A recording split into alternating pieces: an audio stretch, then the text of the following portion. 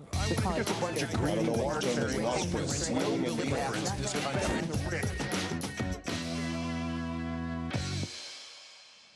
Hello and welcome to The Conversation. I'm Tony Katz. On today's show, President Obama holds a press conference. There he is right there to talk about the debt and the deficit. But it seems that he only wants to talk about himself and those dastardly Republicans. So the conversation is, was this a press conference on the debt and deficit, or was this just another stop on the Obama campaign? Joining me to discuss this is Ed Morrissey, captain of the ship called HotAir.com. There it is right there.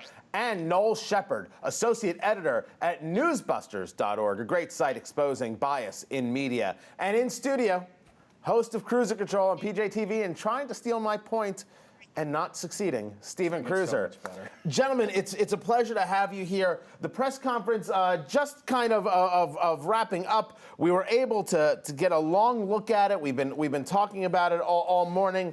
The president went into this conversation about how Congress can and must help, and then he immediately, as quickly as he possibly could, went into how while we found $1 trillion in cuts, we have to do more, and it starts with the military. Watch this. We can't get to the $4 trillion in savings that we need by just cutting the 12% of the budget that pays for things like medical research and education funding and food inspectors and the weather service. And we can't just do it by making seniors pay more for Medicare. So we're going to need to look at the whole budget, as I said several months ago.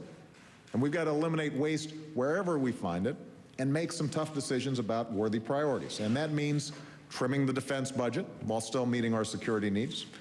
It means we'll have to tackle entitlements as long as we keep faith with seniors and children with disabilities by maintaining the fundamental security that Medicare and Medicaid provide.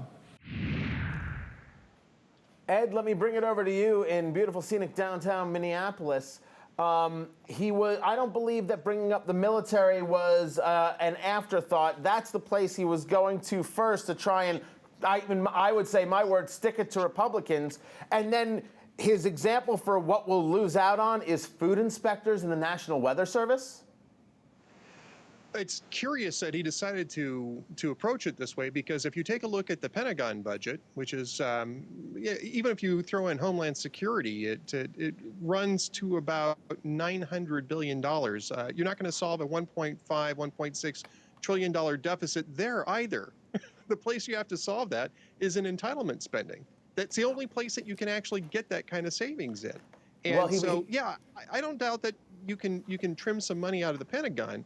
But I think you have to have a discussion as to what American military policy is going to be going into the future before you start having that. And right now, with Obama committing us to Libya and firing missiles into Yemen, I think he's acting in a manner which is going to cost us more money rather than save us money there. He did bring up entitlement spending, Stephen, and he spoke about Medicare as long as we maintain our responsibility to seniors. But have we seen anything that resembles a real willingness on the part of the administration to tackle entitlement spending? Look what they're doing to Paul Ryan, who's tackling entitlement spending. Grandma off the cliff. He tipped his hand about how serious he is about entitlement spending in this because, right, it came with the caveat that but we got to make sure that grandma doesn't die, the crippled children don't die, right. The weather, you're going to get killed by a hurricane, and your food's going to be poisoned. That's what he couched the serious look at entitlement with, and then with a bunch of very subtle and crafty scare tactics around it. Noel, let me ask you this, because you study media bias often. It seems that in this press conference, and I would say there's a history there, that President Obama has a tactic, a stance, a style, demeanor, if you will, of there's an important subject, but let's not really talk about the important subject. Am I the only one seeing that? No, and I don't think it's at all surprising that he would begin with this, because he's trying to appeal to his base by talking about cutting defense spending. And the reality is right now he conceivably has an equal problem with his base as he does with conservatives, because suddenly we're in 3 wars and people voted for him expecting that potentially by this moment in time we'd be in 0. So this clearly was, as you said, campaign mode. This clearly was red meat for his constituents, assuming his constituents eat red meat and are just vegetarians. Let's talk about this, because with his base, he's got 2 real subjects at hand, Noel. There's the placating, and then there's the avoiding. Listen to this. This is from the press conference when the president decides that the real problem is jet owners. I spent the last 2 years cutting taxes for ordinary Americans. And I want to extend those middle-class tax cuts. The tax cuts I'm proposing, we get rid of are tax breaks for millionaires and billionaires, tax breaks for oil companies and hedge fund managers and corporate jet owners. Noel, you talk about playing to the base. It's the tax the rich strategy that we've heard all about in Wisconsin, and now the corporate jet owners are the problem. How does Al Gore respond to this? Well, I mean, the funny part is he talking about corporate jet owners or owners of the New York Jets? I'm not sure which. Both, Either way, both. again. How dare you? Either way, this is again red meat for his constituents, and it really kind of belies a larger problem here, and that is that how many corporate jet owners are there? It's not a big amount of people. If we tax them, we've got a $1.5 trillion deficit. And what the Democrats are continually doing and what Obama is continually doing is they're talking about issues that get their constituents excited to go after, a small number of people that might be impacted but are indeed hated by these constituents. But we're not going to solve the big budget crisis and the huge deficit that we've got by going after that. But Noel, he mentioned it 3 times in his speech. He mentioned it twice or 3 times in my count in the Q&A afterwards. Stephen, corporate jet owners are a serious problem in America. What do you think the strategy is for getting rid of these bastards? Execution. Obviously. There's no, Stephen Cruz, for America, right really, there. I marvel at them. I marvel again at how crafty he is with the scare tactics, because he really rolled them out in this speech. But he is so much more subtle than the rest of the Democrats are at this. I mean, corporate jet is a way to say evil corporation. It's just a subtler way of saying it over and then when you repeat it, when you make it a drumbeat, it makes it very effective. Talk about subtle. Ed, let me go to you. He started that. The start of that clip, he talks about he has spent the past 2 years cutting taxes. Isn't that an homage to President Bush in extending those taxes? You know what tax he also cut as part of his stimulus package? It was the tax on corporate jets.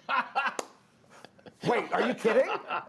Oh no, we went around on Twitter. That was actually part of the stimulus package. Is that there was a tax break for corporate jets, which goes to something I said on Twitter. I think the man who has paid the least attention to the Obama administration is Barack Obama, based on this speech. That's right. The stuff flat out writes itself. Ed, I was talking about 2 things. I talked about the placating the base and avoiding the base. Twice, President Obama in the Q&A was asked about gay marriage and sidestepped that issue like it was his job. How in the world does the base respond to him when New York passes legislation to allow gay marriage and he says, well, I think it's good, but I'm not getting into that? You know, Tony, I have to say this. I am shocked, I say, shocked to find a man who voted present 130 times in the state legislature failing to take a leadership position on this issue. He's still evolving, by the way. You want to see He's still evolving. Oh, put that on a bumper sticker. He's thoughtful. It's very thoughtful. And of course, the funny part of that, Tony and Ed and Steve, is that in his press conference, he talked about how we need leaders to lead. So obviously, he's not talking about himself. He did. That was actually a very, very prominent piece. Gentlemen, we will talk much more about this. Can't thank you enough for being here. My thanks to Ed Morrissey of Hot Air. Be sure to check out all the stories over there at hotair.com. You could also listen to his radio show, as it is not on when my show is on, because that would be just rude. And many thanks to Noel Sheppard, associate editor at Newbusters.org, a fantastic site exposing bias in the media. And of course, in studio, PJTV's very own Stephen Kruiser, the host of Cruiser Control. You can find him on Twitter at twitter.com/Stephen Kruiser. And as for me, find me on Twitter and Facebook at Tony Katz, and hear me every day on the radio at allpatriotsmedia.com. I'm Tony Katz. This is The Conversation. Have one on your own. We'll see you soon. There's a bunch of greedy, ordinary, swinging elite in this country.